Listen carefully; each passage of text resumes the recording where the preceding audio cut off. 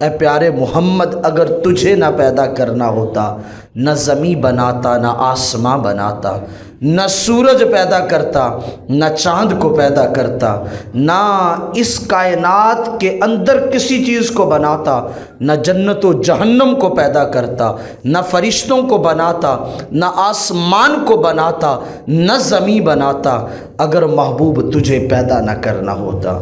گویا حضور کی ذات اقدس یہ وجہ تخلیق کائنات ہے، بلکہ حضور فرماتے ہیں کہ اگر اللہ نے مجھے پیدا نہ کرنا ہوتا تو میرا رب یوں فرماتا، لولاک لا ما اظہرت الربوبیہ، سونے اگر تینوں نہ بنانا ہوندا تو میں اپنا رب ہونا بھی ظاہر نہ کرتا۔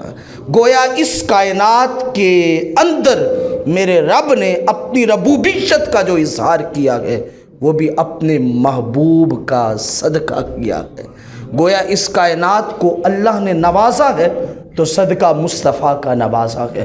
تو ہمارے لیے اس سے بڑی کوئی خوش بختی نہیں ہو سکتی کہ ہم اس نبی کے امتی ہیں جو وجہ تخلیق کائنات ہے۔ ہم اس نبی کے ماننے والے ہیں جس نبی کی امت میں آنے کے لیے انبیاء بھی دعائیں کرتے رہے، انبیاء بھی کہتے رہے کہ مجھے بھی اس نبی کا امتی بنا دے۔ ہم خوش قسمت ہیں اور ہمارا اعزاز ہے صدقہ مصطفیٰ کا کہ ہم آئیں سب سے بعد میں ہیں، مصطفیٰ کے صدقے جنت میں سب سے پہلے جائیں گے۔ یہ حضور کا صدقہ ہے، ہماری خوش قسمتی ہے کہ ہم حضور کے امتی ہیں، اور ہماری خوش بختی ہے کہ اللہ نے ہمیں حضور کی امت سے رکھا ہے۔